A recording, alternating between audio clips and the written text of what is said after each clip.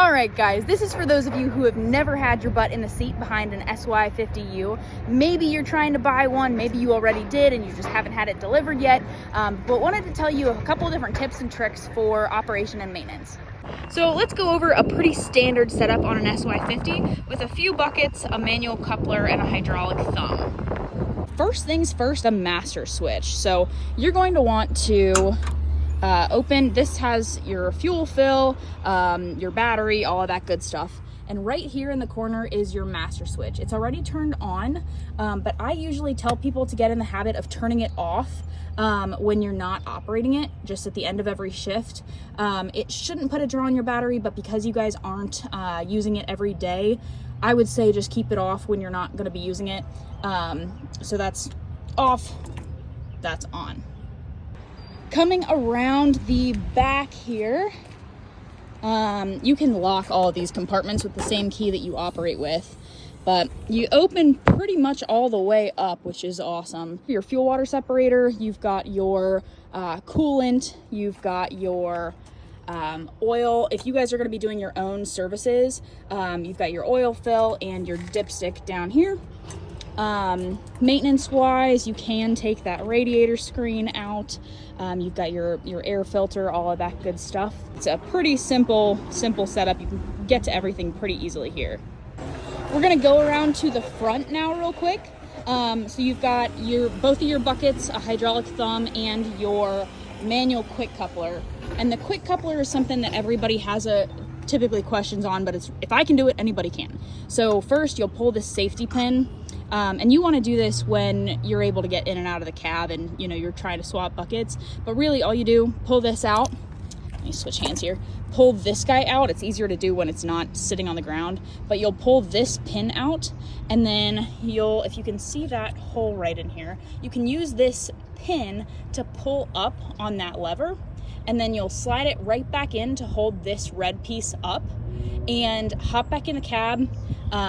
You'll curl your bucket out, drop it, and then you can do the reverse steps to pick your new bucket up, and then you'll just re-secure it with your pins here. This guy keeps you from losing your pin because that can be a common, easy thing to have happen. So coming into the cab, a lot of people forget how or can't figure out how to close it. You just take that lever, pop it down, and it'll release it. But as we hop into the cab, got a couple little goodies here. Few things in terms of your pedal controls. This is just a footrest here on your left. These are used, you can either operate with your hands or with your feet to move forwards and backwards and turn as you're going.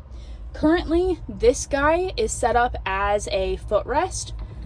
If you lift it up, what that will do is it will articulate the boom. So you'll be able to move the boom to the left or the right if you're moving up along your fence lines, things like that. Another important piece to note, this right here is very easy to kick with your foot or your knee as you're getting in and out of the cab. This is your emergency stop.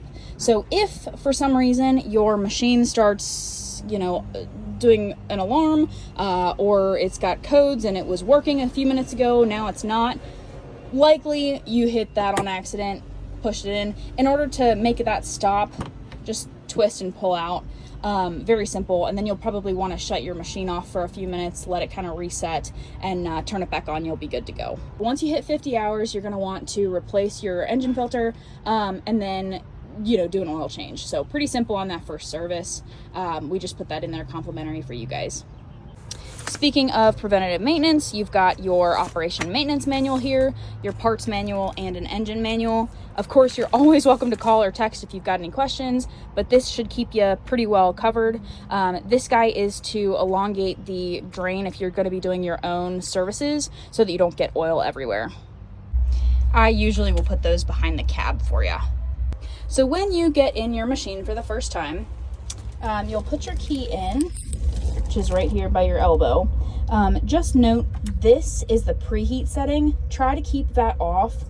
You know that you're in the off position if you can take it out.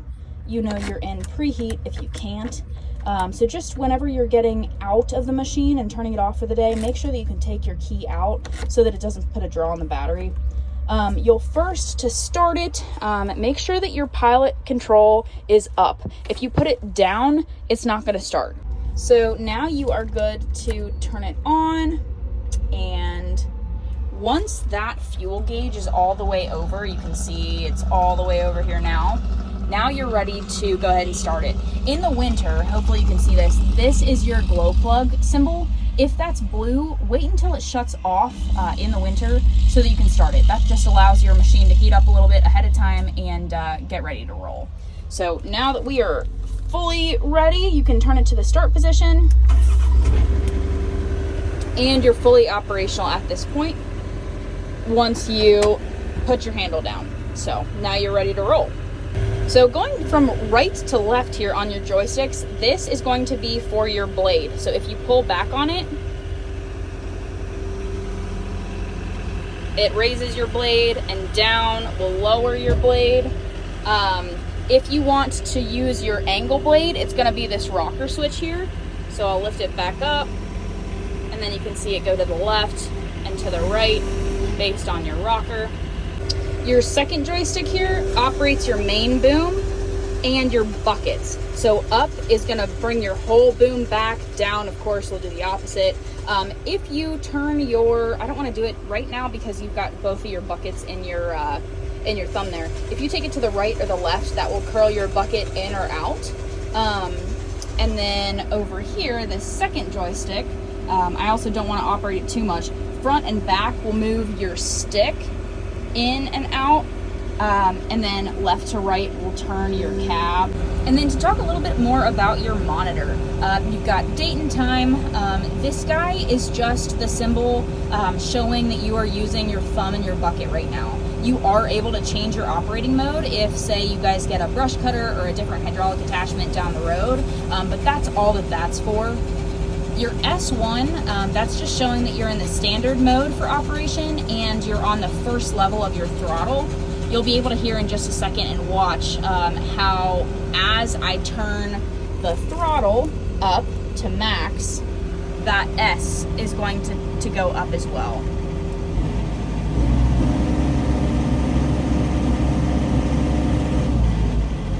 We'll turn it down now so that you can hear me. But same thing with this guy. This is going to be your turtle or rabbit mode. That's helpful if you're going to be tracking for a bit. You've got your hour meter, your coolant levels. Again, this is for your standard flow. Hopefully you can see that okay. If you press that, you've got low and you've got breaker mode. It's rare that you're probably going to ever want it to be on that light mode, and unless you guys have a breaker, you don't really need it on breaker mode. I'd keep it on S if I were you. This is your auto idle down, and then you can get into more information on operations here with this last guy. You've got main menu. You won't need this because you don't have a hydraulic quick coupler. If you move over to your operating mode, that's where you can change your operating mode if you get another hydraulic attachment. But right now you're good to go. We'll move back over to the home screen. And honestly, that's pretty much it in the manual for what you need right now. I forgot to mention we have your thumb on your low flow. This is going to be your low flow joystick. You've got dual auxiliary hydraulics on your 50. So your thumb is just going to be with this rocker. We've got that bucket in it right now, so I won't do it. These other buttons are really just if you had other hydraulic attachments. This guy, if you do get another hydraulic attachment, this is going to be your high flow joystick, so you'll be able to operate, you know, if you've got a brush cutter or something like that with your high flow. But right now, since we don't have anything else hooked up, it's not really necessary. Couple things on maintenance. You are going to want to grease it. These are your grease points that you'll be able to see. You're going to want to grease it every 10 hours, just typical regular general grease. There are grease fittings, I mean, all over the place on this guy. One of the easiest ones to miss is this one up here. You'll want to try and hit that too. But I mean, you've got grease fittings all over the place. There are a few that only require them every so often. So like you've got every 100 hours on both of these guys, just so you don't blow any seals. And that about sums it up, you guys. If you have any other questions that I or one of my teammates can help answer, we'd be glad to help. Just reach out anytime and we'll get you behind the controls.